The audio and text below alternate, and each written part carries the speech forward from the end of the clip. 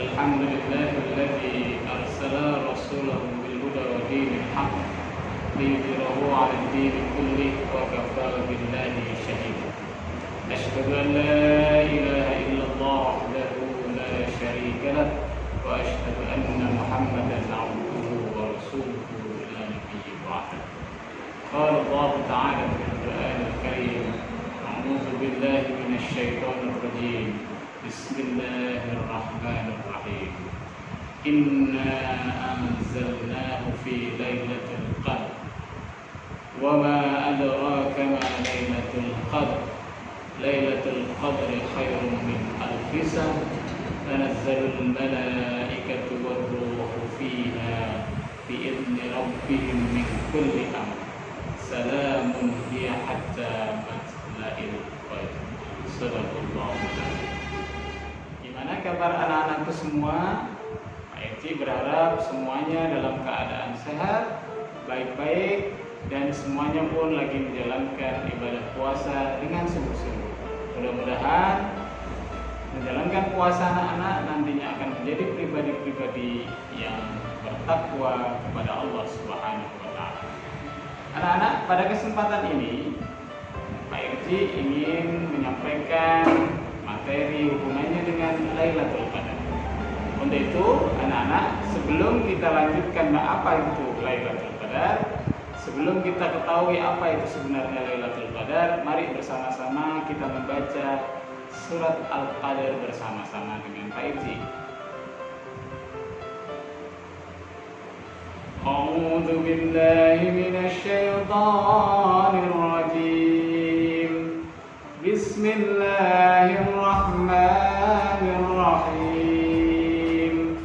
Inna anzalnahu fi lailatul qadr wa ma adraka ma lailatul qadr lailatul qadri khairum min alfi shahr tanazzalul malaikatu war-ruhu fiha bi'izni rabbihim min kulli amr salamun hiya hatta matla'il fajr. Kita perhatikan anak-anak, artinya sesungguhnya kami telah menurunkan Al-Quran pada malam kemuliaan. Tahukah kamu apa malam kemuliaan itu? Malam kemuliaan itu lebih baik dari 1000 bulan. Pada malam itu turun para malaikat dan malaikat Jibril dengan izin Tuhannya untuk mengatur segala urusan. Malam itu penuh kesejahteraan sampai terbit fajar. Anak-anak, apa itu Lailatul Qadar? Mari kita perhatikan. Lailatul Qadar yang ada di dalam surat Al-Qadar itu artinya adalah malam kemuliaan.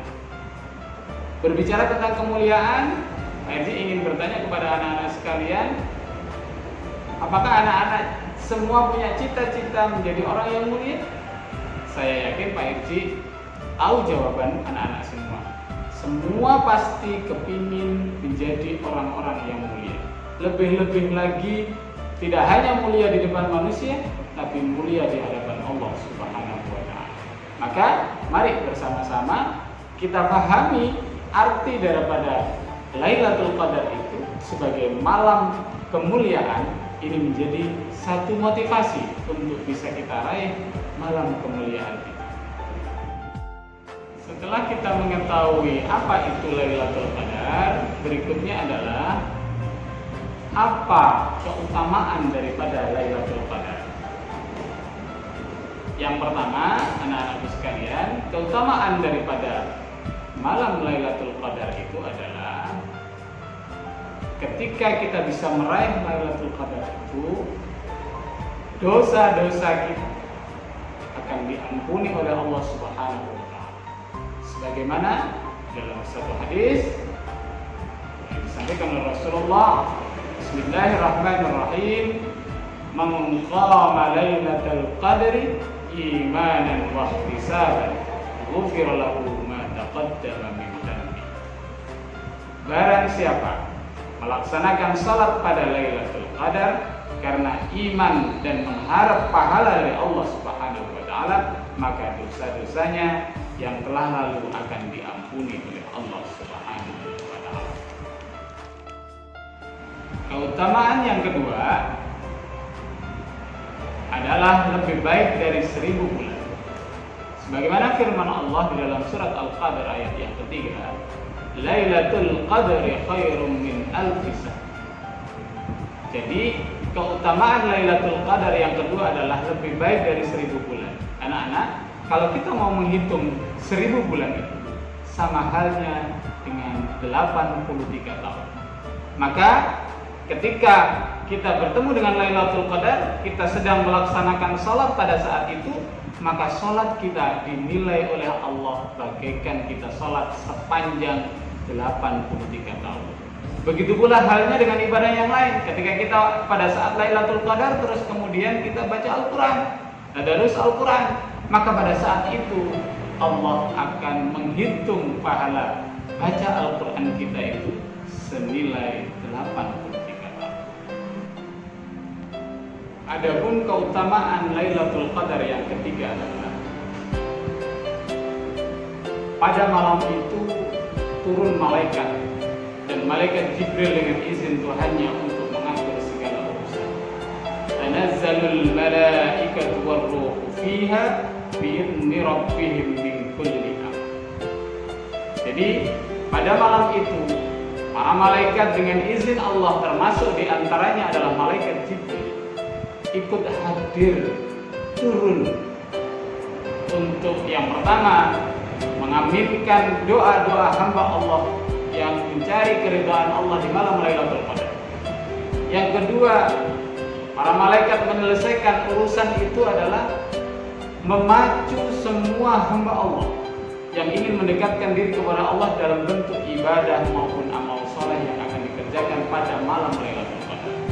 Sedemikian hebatnya malam Lailatul Qadar sampai malaikat pun turun kepada kita untuk bisa mendampingi kita dalam rangka meraih Lailatul Qadar. Anak-anak, setelah kita mengetahui apa itu Lailatul Qadar, kemudian kita juga sudah mengetahui keutamaan daripada Lailatul Qadar. Yang berikutnya adalah apa sih yang harus kita lakukan, apa yang harus kita isi untuk meraih Lailatul Qadar sebagaimana yang telah dicontohkan oleh Rasulullah SAW. Yang pertama, untuk menghidupkan Lailatul Qadar, Rasulullah mengajarkan kepada kita untuk senantiasa menjaga amalan-amalan yang wajib yang sudah diperintahkan oleh Allah dan Rasul-Nya kepada kita.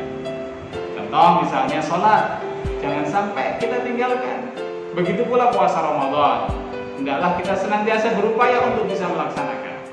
Inilah bagian daripada bentuk senantiasa bisa melaksanakan hal-hal yang wajib yang sudah diperintahkan oleh Allah Subhanahu wa taala.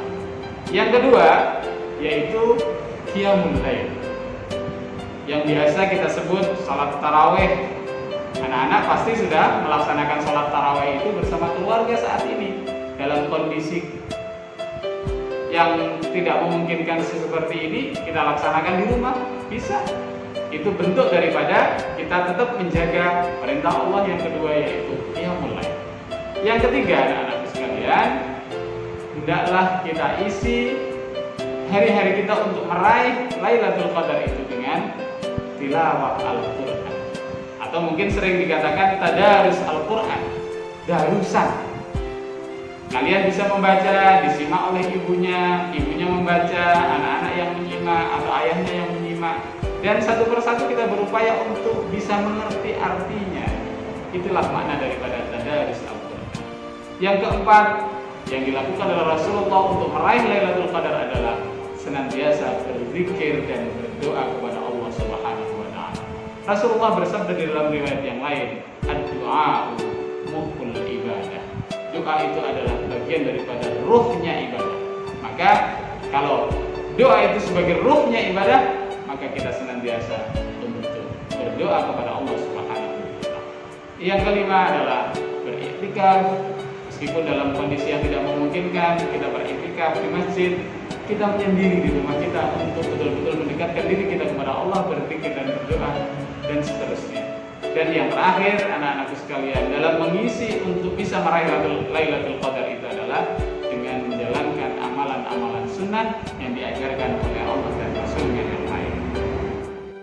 Selanjutnya, kapan Lailatul Qadar itu bisa kita jumpai? Anak-anakku sekalian, ada beberapa riwayat yang menjelaskan. Yang pertama berpendapat bahwa malam Lailatul Qadar itu terjadi sepanjang malam, setiap malam di bulan Ramadan. Ya, saya ulangi. Jadi ada yang berpendapat bahwa Lailatul Qadar itu ada di setiap malam sepanjang bulan Ramadan. Ada juga yang berpendapat bahwa Lailatul Qadar itu ada di 10 hari terakhir. Itu yang kedua. Yang ketiga ada lagi yang berpendapat bahwa Lailatul Qadar itu ada pada saat hari-hari ganjil di 10 hari terakhir bulan Ramadan.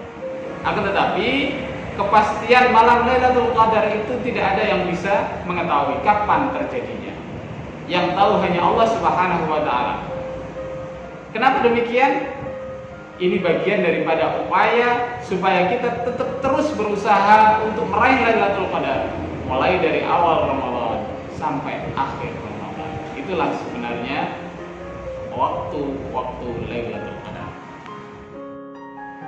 Anak-anakku sekalian yang dirahmati oleh Allah, karena begitu mulianya Lailatul Qadar itu, maka kita harus senantiasa berdoa kepada Allah dengan satu doa yang diajarkan oleh Rasulullah SAW, yaitu Bismillahirrahmanirrahim. Allahumma innaka afuwun tuhibbul afwa fa'fu anni. Ya Allah, sesungguhnya Engkau Maha Pemaaf, menyukai maaf, maka maafkanlah aku ya Allah. Inilah doa yang diajarkan oleh Rasulullah untuk senantiasa kita baca ketika kita ingin meraih Lailatul Qadar. Untuk itu anak-anakku sekalian, saya kira pertemuan ini cukup hubungannya dengan Lailatul Qadar. Begitu mulianya Lailatul Qadar, maka ayo bersama-sama kita meraih Lailatul Qadar. Kalau kita tidak bisa meraih Lailatul Qadar itu, kita menjadi pribadi-pribadi yang sangat rugi di hadapan Allah Subhanahu wa taala. Sebagaimana hadis Rasulullah, sesungguhnya bulan yang mulia ini telah datang kepada kalian. Di dalamnya ada satu malam yang lebih baik dari 1000 bulan. Barang siapa terhalang dari mendapatkannya, niscaya telah terhalang dari mendapatkan keseluruhan kebaikan. Dan tiada orang yang terhalang dari mendapatkannya kecuali orang-orang yang merugi. Inilah anak-anak, mudah-mudahan kita termasuk di antara orang-orang yang mendapatkan Lailatul Qadar dan tidak termasuk orang-orang yang merugi. Demikian apa yang bisa kami sampaikan. Akhirul kalam, wabillahi taufiq wal hidayah. Wassalamualaikum warahmatullahi wabarakatuh.